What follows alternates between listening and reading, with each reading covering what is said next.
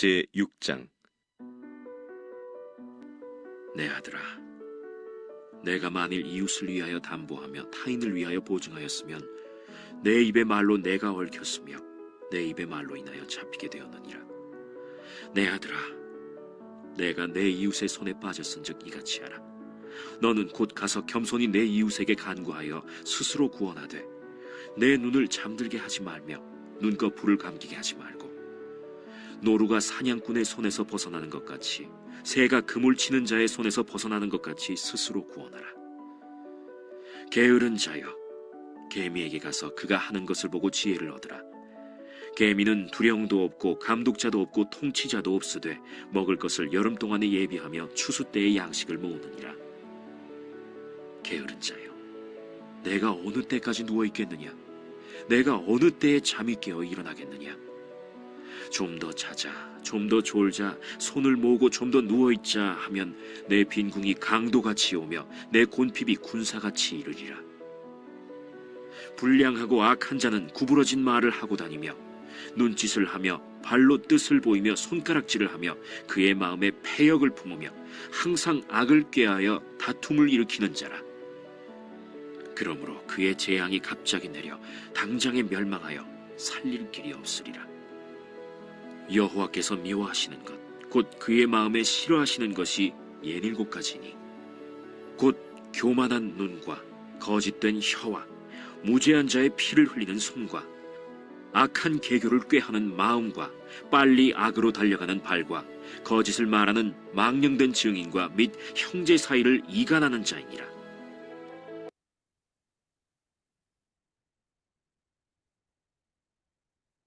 네, 지난 2주 동안은 제가 한국을 방문해서 큐티 영상을 쉬었습니다. 이제 오늘부터는 잠언서의 말씀을 가지고 은혜를 나누도록 하겠습니다. 잠언서는 지혜서로 구분이 됩니다. 이 지혜서는 하나님의 그런 말씀, 하나님의 율법과는 성격이 매우 다른 것입니다. 하나님의 율법, 또 하나님의 말씀은 절대적인 말씀입니다. 우리가 반드시 지켜야 될 이런 말씀인 것이죠. 그러나 지혜서는 그렇지 않습니다. 지혜서는 잘 사는 법을 오랫동안 연구하고 이러한 삶이 지혜로운 삶이다 라고 알려주는 것이죠. 어, 그래서 이 지혜서는 율법서와는 다르게 우리가 예외적인 이런 사항이 있다라는 것을 우리가 인정하면서 우리가 지혜서를 지혜롭게 우리가 읽고 적용을 해야 되는 것입니다. 지혜서에 그런 잘 사는 법, 지혜롭게 사는 법을 이렇게 말해주고 있는데요. 보편적인 원리를 말씀해주고 있는 것입니다. 예외적인 것이 항상 있다라는 것을 염두에 두고 우리가 지혜서를 읽어야 되는 것이죠. 가령 지혜서에 보면은 게으른 자는 가난해진다라는 이런 말씀이 있죠. 이것은 보편적인 이런 원리인 것입니다. 그러나 우리의 삶 속에서 보면은 예외적인 것도 있습니다. 부지런히 열심히 일했는데 가난하게 살 수밖에 없는 이러한 사람들도 있습니다. 또 게으르게 사는데 잘 사는 이렇게 뭐 부유하게 사는 사람도 있습니다. 이런 것은 예외적인 경우인 것이죠. 예, 보편적인 것은 게으르면은 가난해진다라는 것입니다. 그래서 지혜에서는 이 보편적인 이 원리를 이렇게 말해주는 것입니다. 그래서 우리가 읽을 때는 항상 예외적인 것도 있다라는 것을 염두에 두어야 하는 것입니다. 하나님의 절대적인 율법의 말씀과는 다른 차원의 지혜서의 말씀인 것입니다. 예, 잠언서의 뜻은 비교하다라는 뜻을 가지고 있습니다. 어리석은 삶과 지혜로운 삶을 비교해서 어떠한 것이 더 나은 삶인 것인지 알려주는 이런 말씀인 것이죠. 또 잠언이라는 한자의 의미는요, 침과 같이 톡 쏘는 가르침이라는 이런 뜻을 가지고 있습니다. 침을 놓으면은 어, 우리가 뜨끔하고 아픔을 이게 느끼죠. 그와 같이 인생을 잘못 사는 사람들에게 예, 인생을 잘 사는 법을 이렇게 알려줌으로써 친과 같이 톡 쏘는 이런 가르침을 주는 이런 말씀이라는 것입니다. 잠언서의 저자는 솔로몬이라고 이렇게 말씀을 하고 있습니다. 그러나 잠언서에도 보면은 솔로몬 혼자 이 모든 것을 다 기록하였다라고 말하고 있지 않습니다. 잠언서 30장 1절에서는요, 30장을 아굴이라는 이런 사람이 기록했다라고 30장 1절에서 이 말씀을 하고 있습니다. 그리고 31장 1절에서는 르무엘 왕이 기록했다고 말씀을 하고 있어요. 그리고 31장 10절부터는 이름을 밝히지 않은 현숙한 여인이 기록하였다라고 밝히고 있습니다. 그리고 25장 1절부터 이렇게 보면은 히스기야 왕 때 신하들이 편집하였다라고 성경에서 이렇게 밝혀주고 있습니다. 그래서 잠언서를 보면요, 저자가 솔로몬과 히스기야 왕 때 신하들, 그리고 아굴이라는 사람, 르무엘 왕이라는 사람, 그리고 이름을 밝히지 않는 현숙한 여인이 잠언서를 기록을 하였습니다. 그러나 대부분의 많은 양을 솔로몬 왕이 기록을 했던 것입니다. 솔로몬 왕과 또 히스기야의 신하들이 편집하였다라는 말씀이 25장에도 이렇게 나오고 있잖아요. 솔로몬 왕과 히스기야 왕의 그런 기간이 200년간 정도 됩니다. 그러니까 200년 동안 지혜롭게 사는 삶이 무엇인가 오랫동안 연구를 하고 기록을 한 것입니다. 잠언서를 우리가 읽고 묵상할 때 지혜로운 삶으로 변화가 되는 축복이 있으시기를 바랍니다. 잠언서의 핵심 구절은 1장 7절입니다. 여호와를 경외하는 것이 지식의 근본이거늘 미련한 자는 지혜와 훈계를 멸시하느니라. 여호와를 경외하는 삶이 가장 지혜로운 삶이다라고 밝혀주고 있습니다. 오늘 본문의 말씀에 보면은 네 가지의 어리석은 사람들이 나오고 있습니다. 첫 번째 어리석은 사람은요, 다른 사람들에게 보증을 서는 사람입니다. 1절과 2절입니다. 내 아들아, 네가 만일 이웃을 위하여 담보하며 타인을 위하여 보증하였으면 내 입의 말로 네가 얽혔으며 내 입의 말로 인하여 잡히게 되었느니라 라고 했습니다. 어리석은 삶은요, 보증을 서는 삶입니다. 왜냐하면 나의 미래가 다른 사람들에 의해서 붙잡혔기 때문입니다. 왜 나의 미래를 다른 사람의 손에 붙잡히게 합니까? 이러한 삶은 매우 어리석은 삶인 것입니다. 우리는 주위에서 보증을 잘못 써가지고 온 집안 식구들이 어려움을 당하는 이러한 일을 우리가 교훈을 이렇게 받습니다. 보증을 서는 일은 매우 어리석은 삶인 것입니다. 무슨 일이 있더라도 절대로 보증을 쓰는 일이 없게 하시기를 바랍니다. 3절에 보면 내 아들아 네가 네 이웃에 빠졌은즉 이같이 하라. 너는 곧 가서 겸손히 내 이웃에게 간구하여 스스로 구원하되라고 했습니다. 보증을 쓴 사람이 있으면 빨리 가서 보증을 무효화시키라라는 것이죠. 그 사람 앞에 가서 겸손하게 자세를 취하고 보증을 무효화시키는 일을 빨리 하라는 것입니다.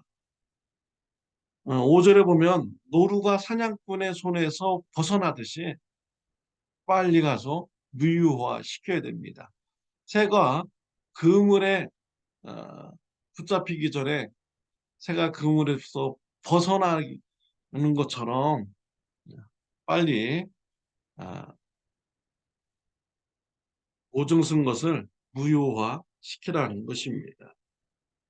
사랑하는 성도 여러분, 보증 쓰는 이런 어리석은 삶을 경계하시기를 바랍니다. 두 번째로 어리석은 사람은 게으른 사람입니다. 6절입니다. 게으른 자여 계임에게 가서 그가 하는 것을 보고 지혜를 얻으라. 게으른 삶은 어리석은 삶입니다. 왜냐하면 가난이 오기 때문이죠. 11절에 보면 내 빈궁이 강도같이 오며 내 곰핍이 군사같이 이르리라. 강도같이 또 군사같이 빈곤이 온다라는 것입니다. 갑자기 온다는 거죠. 강도가 갑자기 오고요. 군사들이 갑자기 침공하는 것 같지요. 가난한 자에게, 아니, 게으른 자에게는 가난이 갑자기 닥치게 된다라는 것입니다. 게으른 삶을 경계하시기를 바랍니다. 첫 번째, 두 번째, 이 어리석은 자들, 보증 쓰는 자들, 게으른 자들, 이 사람들은요, 자기 자신에게 피해를 입히는 이런 자들입니다. 그러나 세 번째, 네 번째 어리석은 자들은 공동체에 피해를 입히는 자입니다. 세 번째로 어리석은 자는 불량한 자입니다. 네, 불량한 자가 어떠한 자인가? 12절과 14절에 나오고 있습니다. 불량하고 악한 자는 구부러진 말을 하고 다니며 그의 마음에 패역을 품으며 항상 악을 꾀하여 다툼을 일으키는 자라라고 했습니다. 불의한 자는 구부러진 말을 하는 자다라고 했습니다. 진실을 일부러 왜곡해서 말하는 자인 것이죠. 마음에 악을 품고 다툼을 일으키는 자, 이러한 자들이 바로 불량한 자인 것입니다. 이런 불량한 자의 삶에는요, 곧 어려움이 닥칩니다. 15절에 보면 그러므로 그의 재앙이 갑자기 내려 당장에 멸망하여 살릴 길이 없으리라 라고 했습니다.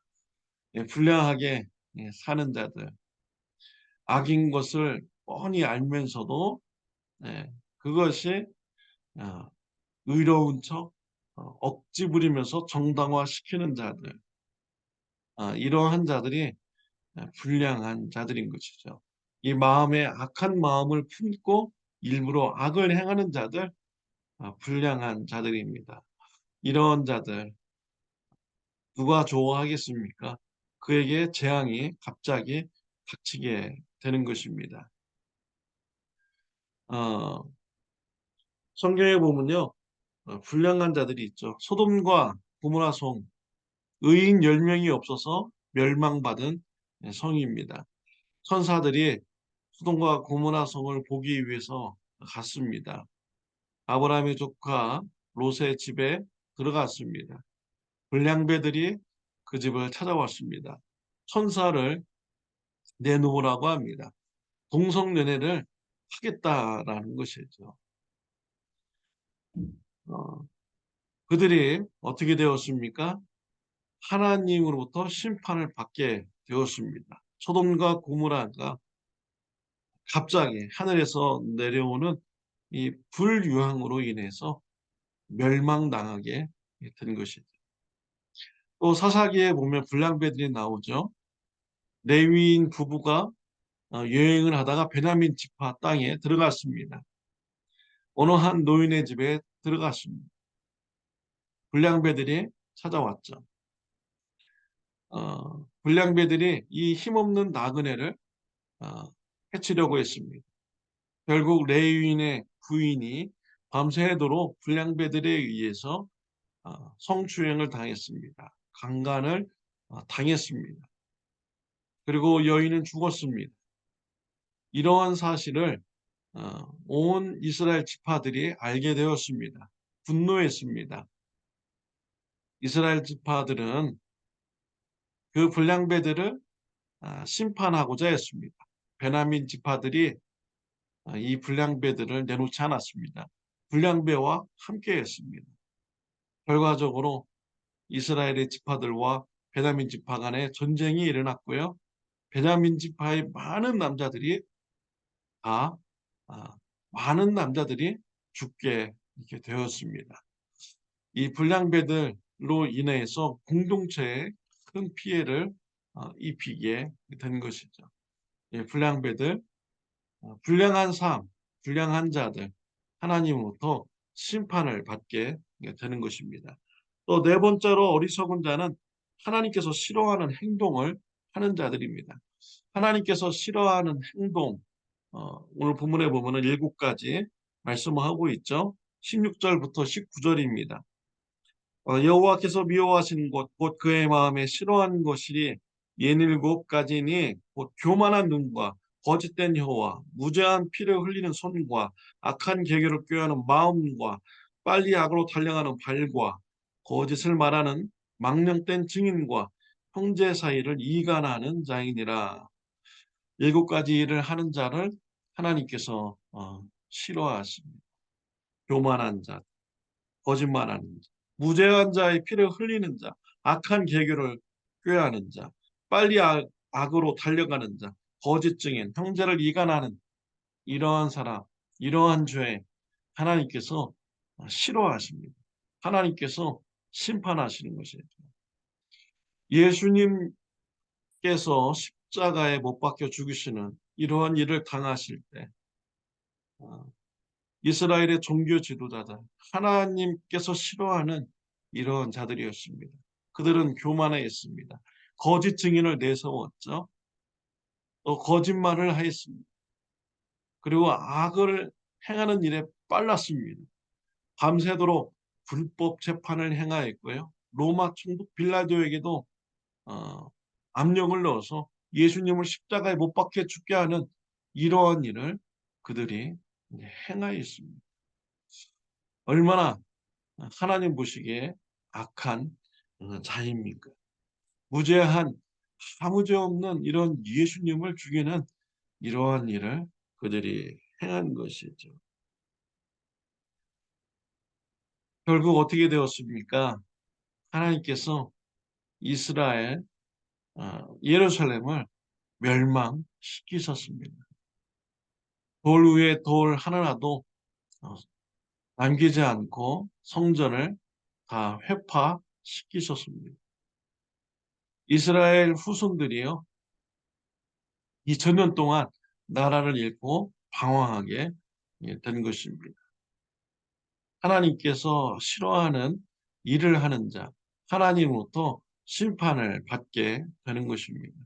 오늘 본문에 보면 4가지의 어리석은 삶이 나오고 있죠. 보증하는 자들, 게으른 자들, 불량한 자들, 하나님이 싫어하는 일을 하는 자들.